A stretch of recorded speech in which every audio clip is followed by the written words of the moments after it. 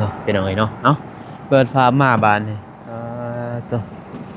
ตอนเช้าเป็นยังไงเนาะแจ้งจ้างปางเป็นยังไงอยู่ที่เมืองท่าแตงแข้งเสกองเป็นยังไงเนาะเอ่อมื้อนี้ก็มาเบิ่งรถเบาเตียงเพิ่นเป็นไงเนาะจักทันได้จักบ่ยังทันฮู้เนาะเพราะว่าบ่มีรถขี่บัด โอ้ยังไงเนาะเบาเตียงกันเลยวันนี้ใส่รถเบาพ้นเพิ่นตื่นแต่เช้าแน่มามาเบิ่งว่าเพิ่นซ้อมหรือบ่เพิ่นเนาะแป้งหรือบ่นะพอวันนี้ก็มาก็ยังคือเก่าพี่น้องเอ้ยเนาะขอเมื่อกราบทักทายสบายดีสวัสดีเด้อพ่อแม่พี่น้องเบิดสุขสุขคนก็ยินดีต้อนรับเข้าสู่ช่องบ่าวนงคือเก่าคือเดิมพ่อแม่พี่น้องเอ้ยเนาะมากับดวงตาสบายดีลูก เมื่อซื้อคนทางลาวหรือทางแถบต่างประเทศก็ขอสวัสดีสบายดีเด้อซื้อสองพอร้านกาคือกาคือเด้อเลยเพราะว่าบ่าวนงมา7 โมงเพิ่นยังบ่ทันนั่นมาจักเลยเนาะสิเข้าไปเบิ่งก่อนเอ่อ เอ่อยังบ่ทันยันสร้างเพิ่นยังบ่ทันตื่นซ้ำสร้างเพิ่นบ่ตื่นมาจักทางเขาเพิ่งมาเพิ่นมาแต่เซฟสิกล้องบ่เขามาจะอยากเราเด็กอุ้ยทางเขาหนีเพื่อนอยาก โอ้เพื่อนเราอยู่ไสอยู่ท่าแต้นี่หว่าเออเขาบ่ได้นอน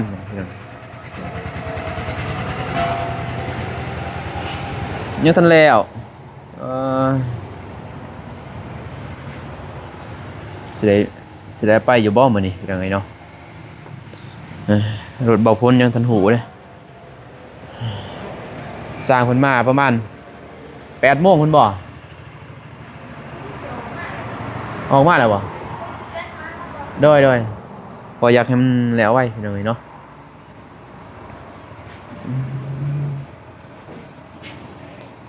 เด็กใส่เวียกนะพี่น้องเนาะเริ่มมาเบิ่งให้เบาเตียงเพิ่นตอนเสาร์ใส่เวียกนะเพราะมันมีหยังหลายมีแต่ประกอบตัวนี้เลยประกอบนี่แหละเพิ่นสิลองอัดลมเบิ่งแล้วมันบ่ได้มันพิวเพิ่นก็สิเห็นอยู่ในเข็มนี่แหละพี่น้องเนาะในเข็มนี่แหละแต่ว่าน้องบ่ทันเคยใส่ตัวนี้บ่เคยใส่บ่ทันเคยเรียนตัวนี้เนาะแต่ก็ฮู้นิดนึงนะอัดลมบางทีมันได้มันพิวก็สิเห็นพี่น้องเนาะมันสิเห็นบนเข็มมันลงถ้ามีบนพิวถ้ามีบนบ่พิวก็คือว่าเพิ่นก็สิใส่เลยนะสิลองใส่อีกเทื่อนึงลงเอาเข้าน้ำยาลงเบิ่งอีกเทื่อนึงเป็นจังไดเนาะถ้ามันยังได้ก็คือว่าจบเป็นไดเนาะหรือบ่มีปัญหาหยังมีแต่ปัญหาเดียวนี่แหละดะตัวนี้บ่เป็นจังไดเนาะน่าจะดะตัวนี้นี่แบบเหมือนมีแบบตัวนี้แบบลมซื่อน่าจะดะวางนี้เหาะแลนบ่ดะวางนี้ก็ดะพี่เรือก่อนย่างโอ้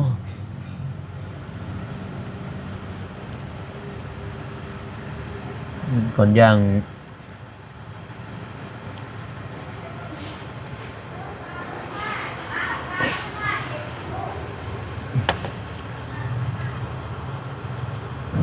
เนี่ยก่อนย่างจักเบิดบ่อย่ามาคุใส่พี่น้องเอ้ยเนาะ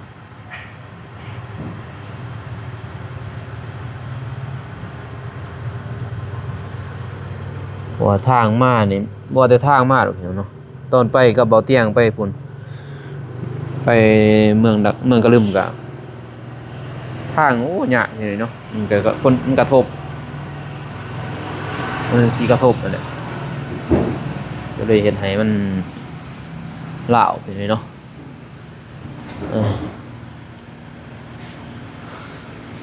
รอทาทั้ง3เพิ่นก่อนพี่เนาะได้3เพิ่นมาเลยจักหน่อย3เพิ่นมา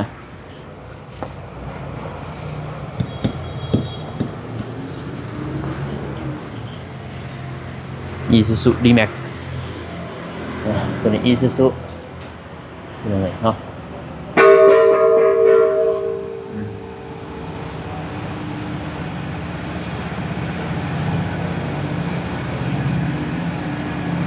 เราสร้างเพิ่นมาสักครู่เป็นยังไงเนาะ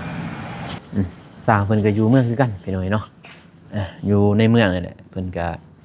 เป็นกรรมกรนะมีสร้างคนหนึงอย่างน้อยแล้วก็สองคนเนาะสร้างตีแป้งก็เรียกว่าสาแนวนึงนี่เนาะแล้วเพิ่นก็ไปเสื่อมพอทอมันลุนะเพิ่นจะไปเสื่อมอยู่ในแข้งเป็นยังไงเนาะมันก็เลยว่าสาแนวบ่แล้วแต่วันนี้พี่เนาะถ้ามีอุปกรณ์ในหารเพิ่นนะถ้ามีทอหรือว่าแนวเสื่อมมันโมเมนต์นั่นเนาะอันนี้เป็นโยมโมเมนต์ค้ามันโมเมนต์ทองไปหน่อยเนาะตัวนี้มันทองแดงสุดทนเด้อันตัวนี้เนี่ยมันทูนึงก็แล้วได้ไปหน่อยเนาะคือในนี้มันทูนี่ก็มันพิวอยู่นี่ก็พอแล้วอย่างนี้เนาะมันเป็นลม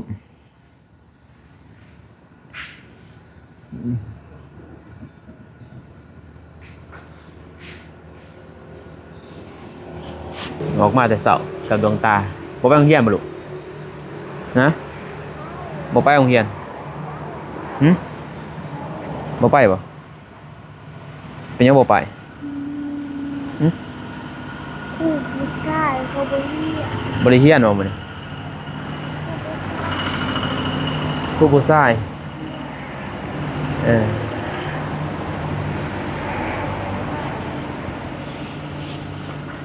มันกำลังสิออกมาเลยพี่เนาะสร้างให้เป็นโถเนาะ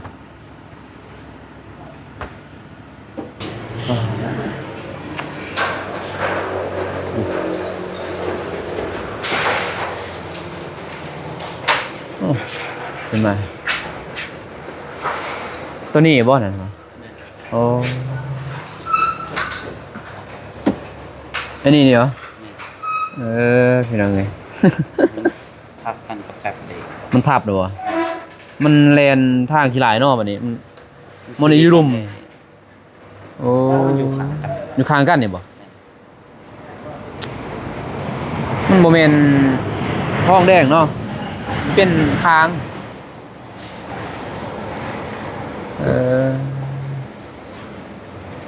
สบายดีเด้อ ตัวนี้เนาะมันโมเมนต์ทองเนาะมันเป็นโลเป็นโยมพี่มันยังมันแตก โดยมันถึกจอดแล้ว รถคันนี้บ่ โดย ใช่พ่อแม่บ่ เล่ นมันยากเลย เท่าไหร่โอ้ เดือดเกินมีตัวนึง ดีแต่เห็นเนาะ ดีแต่มันบ่ฮู้ไหน โดยมันสีมันมี1 2 3นี่มันสีอยู่นี่เพียงเพราะว่าเวลาเฮาแล่นมันทางมันขี้หลายเด้โอ้พ่อใส่2 มือก็หมด หัวแห้งเติบจนผดเนาะจนนั่นเป็นเลย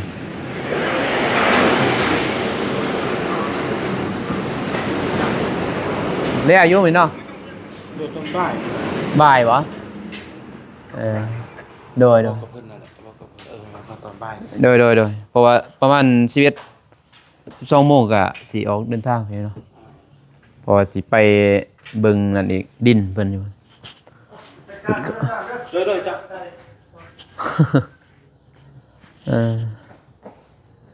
มีตัวนี้ซื้อเป็นยังไงเนาะอันเดียวนี่เนาะแต่ก็เบิ่ง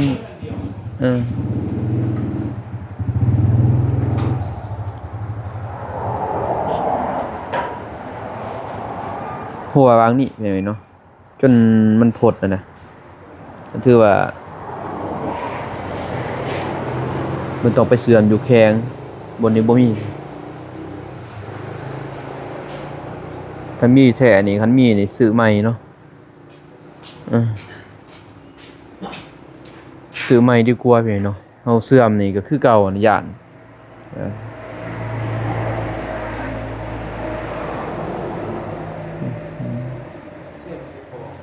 ถ้าว่าบ่มีบ่ตัวใหม่อ่ะบ่มีเนาะคันอยู่ศูนย์นี่มีเนาะจ้ะอยู่ส่วน โอ้ ให้ถามกันนะปักสิ ปักซี่นี่บ่มีเนาะมันสิได้ใส่ด้นอยู่บ่ได้มันก็เป็นอยู่ช่าง บ่ เสื้อมันก็เป็นเนื้อเดียวกันแล้ว โอ้ แต่ว่าเขาก็แปลงบ่อนตัวมันสิด้านนี่อีกเขาก็เอาหนึ่งมัดเข้าไว้บ่ให้มันด้าน บ่ให้มันนั่นเนาะมันบ่มีกิบก็อย่า ตัวนั้นมันคลิปออกเด้ โอ้แม่นเลย แต่วันนี้มันมาด้านซะนี่ มันอยู่ใกล้กันบัดนี้ ว่าจริงๆมันก็บ่ได้อยู่ไกลหรอก นี่บ่ แล้ววันนี้ว่าง่ายๆว่ารถเขามันตกคุมตรง โดยมันบ่มีกิบบัดนี้เนาะมันเลยมัน คลิปตัวนี้นี่แป๊บนึง ตัวไหน พี่เบิ่งฟังเนี่ย นี่ เบื้องนั่นบ่ นี่สามอัน โอ้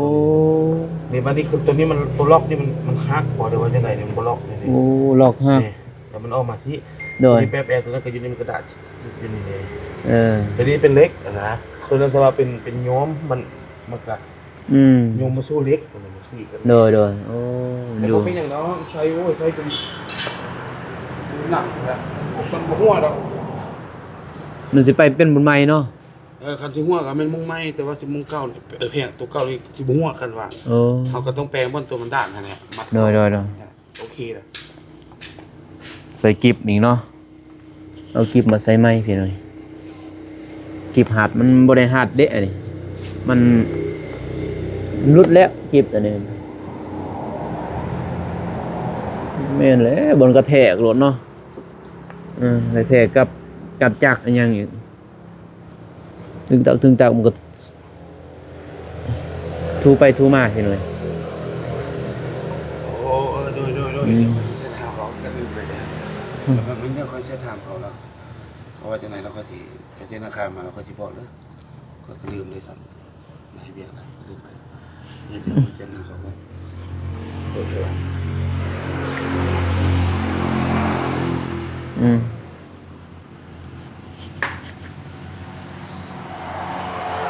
มีแต่ว่าเพิ่นสิใช้ตัวนี้ก็แล้วพี่น้อยเนาะมันจะจบ ก็บ่ยากแล้วเพิ่นว่าบ่ซื้อใหม่ก็ได้แต่บ่เตียงตามเบิ่ง แต่เราบ่มั่นใจเราไปนั้นลุยเลยพี่น้อยเนาะเดี๋ยวเราสิใส่ใหม่จักโอ้โหบัดเราเมื่อบ้านพุ่นแหละแต่ตอนนี้ก็เพิ่นว่ามึงหน้าก่อนพี่เนาะเกะนาสปอร์ตโตไปก่อนอยู่ซูนนี่มียังไงเนาะแต่อยู่ในแข้งเส้กล้องเนี่ยบ่มีอยู่ปักเซ่ยังบ่มีนะปักเซ่น่าจะมีก็อยู่ซูนนี่แหละเพิ่นบ่ได้ไปเอาอยู่ซูนพอมันเข้าใส่แอร์ในยังไงเนาะตอนใส่แฟงแอร์อยู่ในพุ่นแหละ เราอยู่สวรรค์ ไม่ได้ เราไปอยู่สวรรค์ บ่น้องอยู่นี่อยู่ท่าแต้งเนาะ คนเตะนี่เนาะ โดยมีแต่เล่าแหละน้ำมาเวียกก็เลยว่าพาเราไป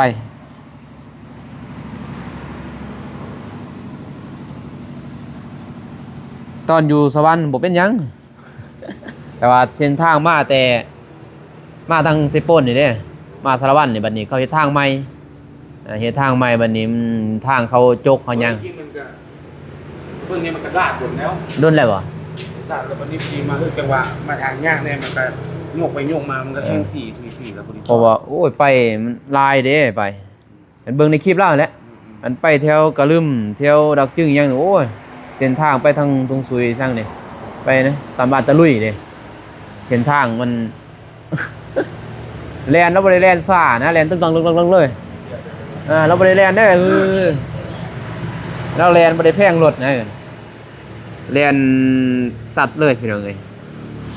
ก็คือ FC เห็นอยู่ใน2ล้านแหละ ใน Facebook ใส่ YouTube มันน่ะเพิ่นแบนก็สมถือว่าใช้งานดนเติบแล้ว4 ปี4 ปีเพ่แต่อันนี้ซะ มันมีแนวมาด่านมันก็ บ่เป็นหยังหรอกเนาะเออ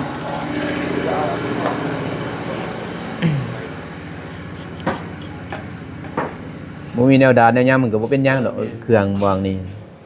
เอ้ครับมันน้อยหนักนะมันสิ โดย โอ้ยแล้วมันยาก็บ่เบิ่งง่ายแต่ว่ามันบ่มีแนวมาห่วง 3-4 ปีก็ยังคือเก่าเนาะคันว่าบ่มีหัวมันเป็นลมซื่อๆเนาะแล้วก็เย็น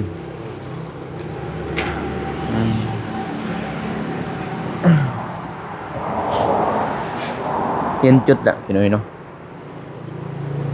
ว่าให้เติมบ่ไหวติเติม2 มือหมด ว่าสิเพิ่นว่าสิเติมเบ้าแล้วก็สิบัดเมื่อสวรรค์ยังเมื่อเสกเพิ่นคือสิซื้อกันว่ามันนั่นก็ซื้ออะไรมันเลยเพิ่นว่าว่าบ่ทนเด้เติมยังอยู่ดนเด้อันอยู่บ่ดนคือว่าอยู่มื้อหนึง2 มื้อยังแค่นี้แล้วก็เติมแล้วก็เมื่อเลยก็บ่เป็นหยังพี่น้องเนาะอันนี้ยังสิได้อยู่ยังบ่ฮู้จังมื้อใดนะสิเดินทางกลับเพราะเวียกยังหลายอยู่ ชอบคนคือว่าเห็นคลิปเพิ่นไปเนาะซอยคน โดยซอยเรือนี่แหละซอยเรือ มันมีพื้นให้บ่ได้ว่าเราเห็นเลย ขึ้นเองนี่แหละผู้ใหญ่นำแน่เอาถ่ายคลิปไปเห็นมีผู้ใหญ่เพิ่นอยากซอยเฮาก็เป็นสะพานให้นะซอยในคนทุกข์แท้ๆนั่นแหละ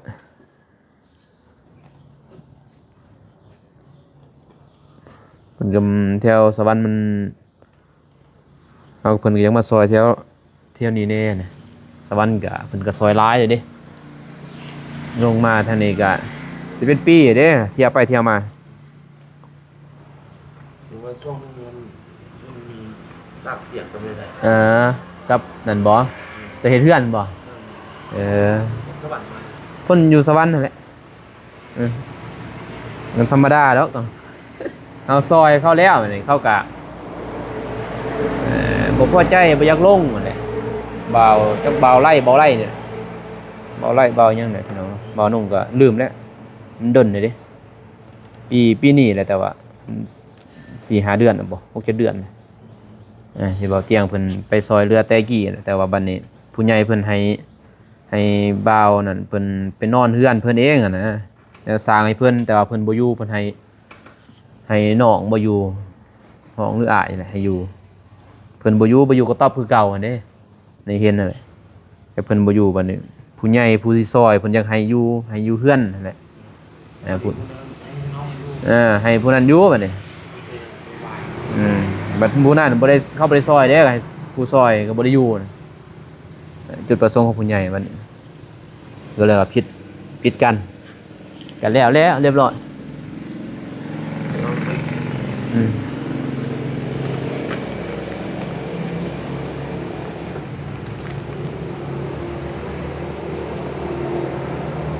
เรื่องจักเรื่องยังนี่ทนเนาะรถนี่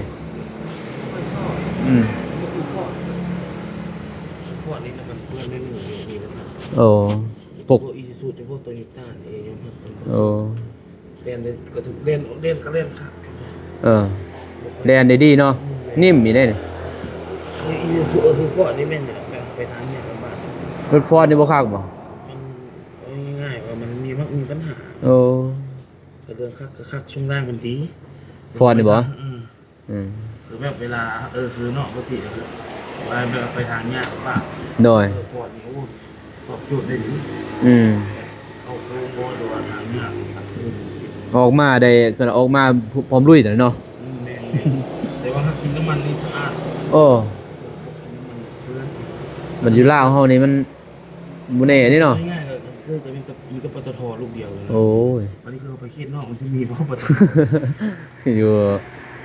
ยู่ลาวนี่เนาะเราเพื่อนนิดนึงเราอยากมีปัญหาคือหัวสีไปสิแปลงที่นึงบ่เป็นถือเครื่องอะไรกับแพง โอ้ยตัวท็อปเนาะก่อนนั้นมีแต่ตัวแพงๆอยู่แหละ มันตัวนี้ยังแค่แน่แม่นบ่ คือจะพวกอันอีสุยากับโตโยต้านี่พวกมันปัญหา เลย ขี่มันก็คักกันนะต่างแต่ว่ามันต่างช่วงล่างมัน เลย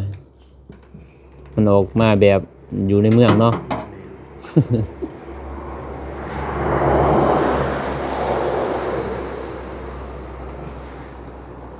สายเดียวที่เนาะเขาเอครับ ยังมีหลายสาย โอ้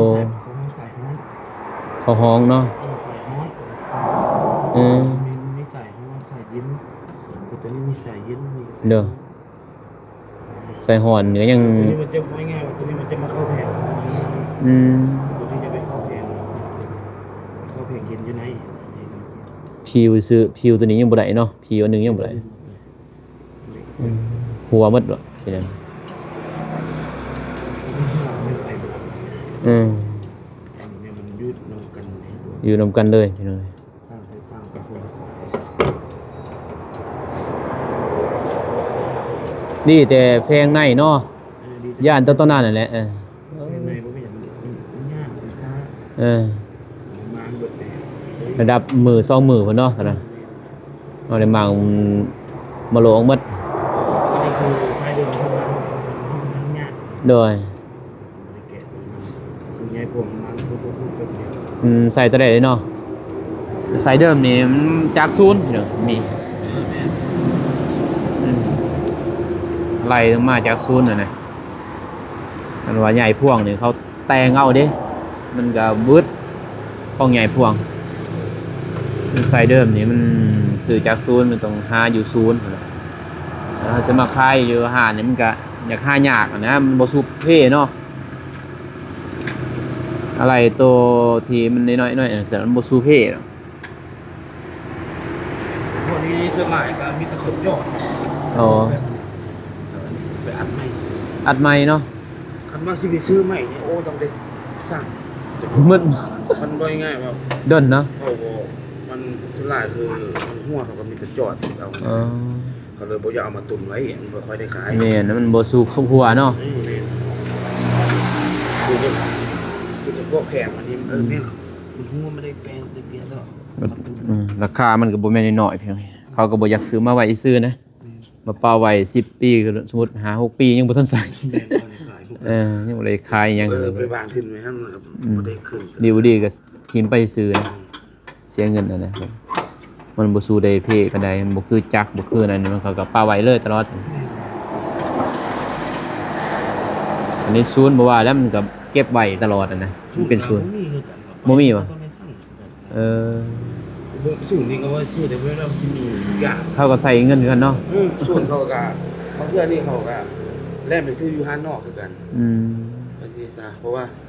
มีแต่ว่าศูนย์ซื่อ เออ แต่ว่าเครื่องอะไรอยู่ในศูนย์แท้ๆก็บ่ค่อยมีหรอกมีก็มีบางอัน เล็กน้อยๆเนาะ น้องเห็นกับแบบก็มาน้องก็เคยเห็นมานะแต่ว่าไม่เคยอยู่สูงมาเพื่อก็รถเข้าศูนย์อยู่แต่ว่าเครื่องอะไรเขาก็ให้คนวิ่งอะไรให้เอาไปอยู่ห้างนอกมา โดยแล้วเขาก็มากินกำไรฮักศูนย์นี่ยักนักกว่าอยู่ห้างนอกอีก โอ้ แต่ว่าเรื่องคุณภาพก็คือเขาใหม่เขาเปลี่ยน เปลี่ยนแล้วเนาะ เปลี่ยนเลย มันฮักเพเปลี่ยนหมด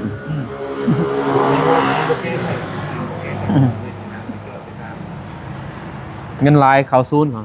เงินน้อยเขาหัน แต่ว่าหลักๆเขาก็บ่อยากเข้าสู่ เอ้ยมันใส่เงินหลายเด้เพราะว่าเพิ่นบ่ได้แป้งนะว่าแท้ก็ต้องเปลี่ยนเบิดโดดตัวใดมัน เขาหมายว่าเปลี่ยนบ่มีว่าแก้ไข โดย แต่เขาหมายเขานัดแต่รถนี้เอาทิศนึง โดย ลูกนะเดี๋ยวเขานี่เอาตอนนี้เอาแก้ไขก่อนเอากะหาบันไดบ่ได้กินพุ่นอ่ะถ้ามันนอกจากมีบ่อนหัวอีกวงนึงมันจะมันจังซี่หัวอีก แต่ก็เสื่อมกับเสื่อมมันก็แน่นคือกันเนาะ นี่เสื้อมันก็เป็นเนื้อเดียวกันเลยครับว่าเสื้อมันก็เป็นเนื้อเดียวกันแต่ว่ามันเป็นยองกันอันนี้ถ้าเป็นเสื้อมันก็เป็นเนื้อเดียวกัน โดยมันก็ถือว่าแหละ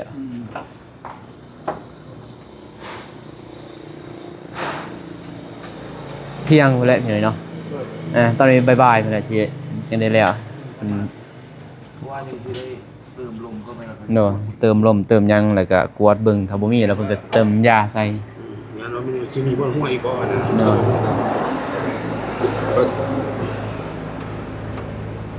น่าจะบ่มีดอกปลาเบิ่งเนาะ ก็มีแต่มีคนเดียวนะแต่ว่าเขาก็ต้องเล่นกดสิบเพิ่ม โดย ไม่ว่าตื่นไปว่าขี้ไปน้ำมันยาเอเบอร์ตี้นะ เราต้องเสกละเอียดเนาะ อืม มันสวดเลยเนาะเพราะว่าออกเดินทางอีกจังหน่อยไปไกลเป็นยังมันยาก ไก่มันยากเลยไม่ โดยสมมุติไปดักจอกดักจึงพี่หน่อยเนาะไปกระลืมอีกกันโอ้ย ขึ้นคนนี้บน ยังบ่ทันหูแล้วแต่เบิ่งเ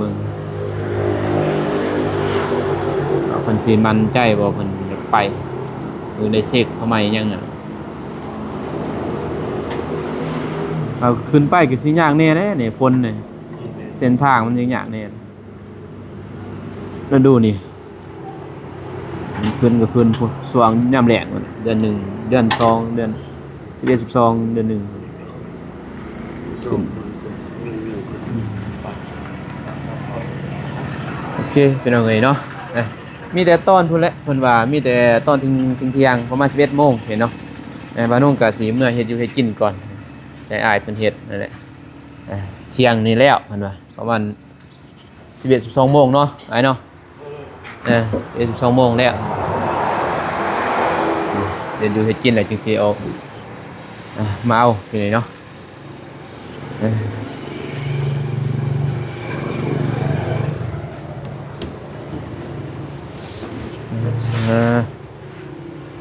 พี่น้องเอ้ยเนาะคือว่าทนเติบรถละ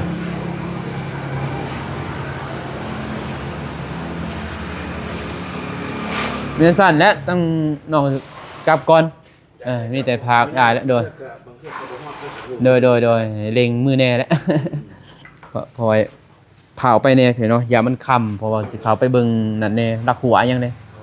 เพิ่นซื้อดินอยู่นี่แหละโดย สิปลูกกาแฟนี่แหละโดย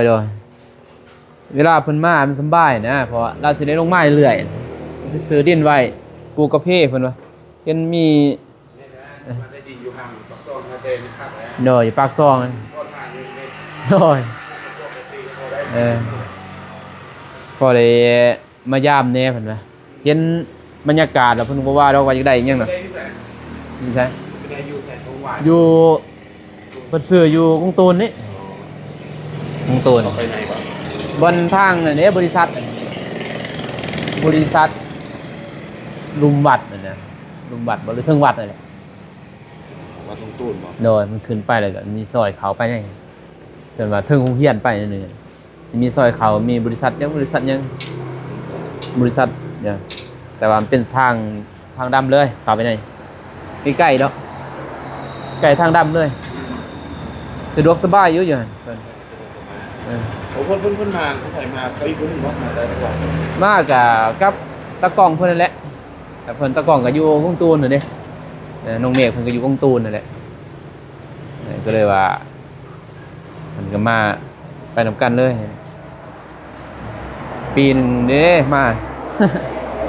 จะสั่นเด้อเด้อโดยฝากแน่แหละโดยไปพี่น้องเอ้ยเฮ็ดอยู่เฮ็ดกินก่อนพาเบาเตียงมาจักสิจะบอกพี่หน่อยเนาะจังได๋เขาบ่เฮียนเนาะบ้านน้องกาสิออกเดินทางกลับก่อนให้น้องมาเบิ่งแล้วก็มาบอกเพิ่นนี่แหละก็บ่มีหยังหลายพี่เนาะนี่ก็เพิ่นสิเช็คเบิ่งนั่นแหละมีท่อแป๊บนั่นแหละแป๊บในความร้อนเท่านั้นเนาะบ่แม่นความเย็นเด้แต่ว่ามันก็ท่อหนึงเลยแต่มันก็ไปนำกันเบิดแล้วนะพี่น้องเอ้ยเนาะเพราะมันเป็นทรายลมคือน่ะทรายแอร์อยู่แล้วก็เลยว่าทางอ้ายเพิ่นว่าประมาณ 11:00 น 12:00 นแล้วบางทีก็แล้วก่อนก็มีพี่เนาะเพราะว่าเพิ่นก็สิรีบๆบ่แจ้งแต่ข่าวแน่คือว่ามัดมื้อวานพี่เนาะไปจอดบ่ไปเสื่อมเพราะอยู่นี่มันบ่มีก็แล้วพี่น้องเอ้ยเนาะโอเคพี่เนาะคลิปนี้มานุ่งกะขอบใจขอบคุณทาง FC ทุกท่านเนาะที่เข้ามาติดตามรับชมคลิปบ่นุ่งแต่ต้นจนจบคลิปพี่น้องเอ้ยเนาะก็ขอให้ FC และผู้ใหญ่ใจบุญทุกท่านอยู่ดีมีแรงหมดสุขสุขคนเด้อพี่น้องเด้อเนาะพบกันใหม่คลิปหน้าคลิปนี้ขอกล่าวคำว่าสบายดีพี่น้องเอ้ยไปบ๊ายบายพี่น้อง